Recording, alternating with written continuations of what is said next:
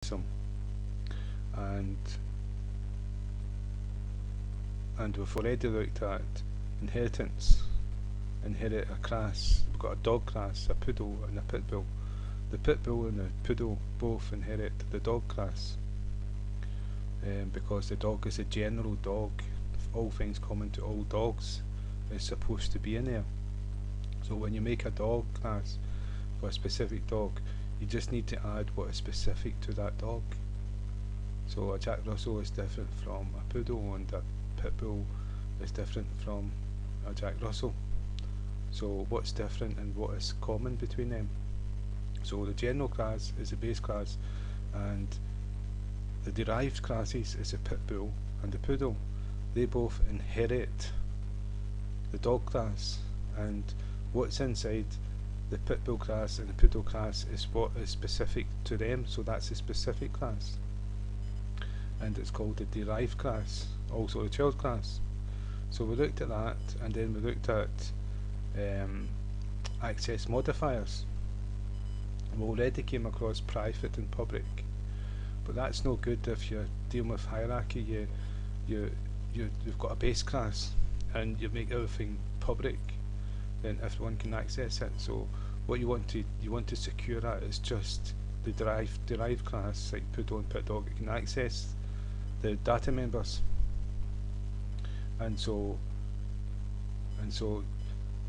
making them private would say, oh, nobody can see this, nobody can access this outside this class. So it would be no good for the pit bull dog and the poodle if they couldn't access the data members. So you've got a protected and internal, and that's what we covered in the last tutorial. Well, this tutorial we're going to look at virtual methods. Now, when you make a method in C#, there's no way you can override that method and change the code as you can do in other languages. You just give it the same name and give it different code and it will override it. So what they've got is a virtual keyword, and in the base class you can declare a virtual method, and so all the classes that inherit the base class can override the virtual methods, and they use the keyword override. And I'll show you. I've created a virtual method in dog because that's a base class. So this is a virtual method, public virtual. What kind of return is it? Is it going to be void? Is it going to be string? Is it going to be integer? And the name of the method, right? And so this is dog type. So each dog is going, like pit bull is going to be dog type pit bull, poodle is going to be dog type poodle, Jack Russell is going to be like Jack Russell. So that's obvious. And so the default is general, because this is a general dog class, covers all dogs, but it's not specific. And so you declare it that way, the way you would normally declare a method that's in the class but outside the constructors. And so when you go to like poodle, you outside the constructor, that's the constructor here to there, outside the constructor, but in the class, if you type override space, yeah, it's spelled right, 2 space, it will give you a whole list of what you can override inside this class, and it's not showing the dog one for some reason, so I'm not too sure about that. Override string dog type, yeah, duplicate, yeah, modifier, yeah. What it is, because I've already done this, so if I take this away,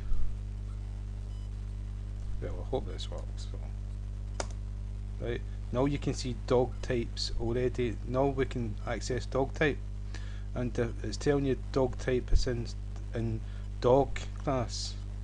So if I double click it, it's put the whole method in side. And so what it's done is put in the default base is the dog class, dot dog type, and if we run a program, general is printed out because that's the default.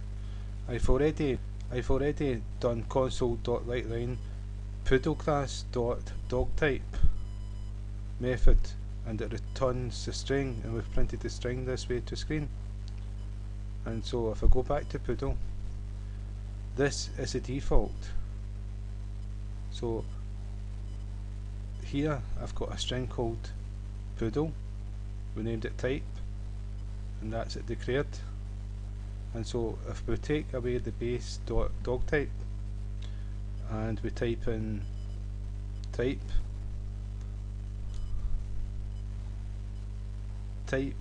is a string called poodle. So if we run it now, it will not say general anymore, it says poodle. Now if we go over to pitbull, right, we've got override string dog type, and I've returned the string pitbull. So if I go back to the main program, and if I copy this new line, paste, and ingest to pitbull, we called it bull, we declared an instance, yeah, pitbull bull equals new pitbull, and so now it will print out what's returned, pitbull. And to prove that, we'll change the word pitbull.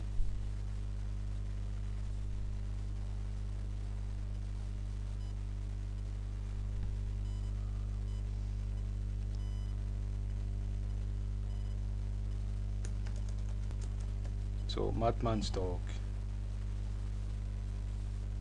There you go. And so that's one method that gets overridden with other methods, other classes.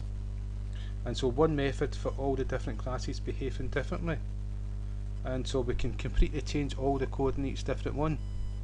And so it's very useful for, it's one class and you want to put different names for each poodle, cocker spaniel, etc. I don't know all the dogs, but it's useful for that way, and that is part of the polymorphism.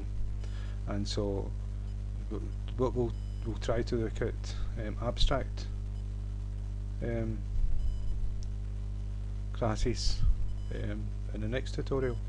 So thank you for your time, and I hope if that's even helped one person, it's worthwhile.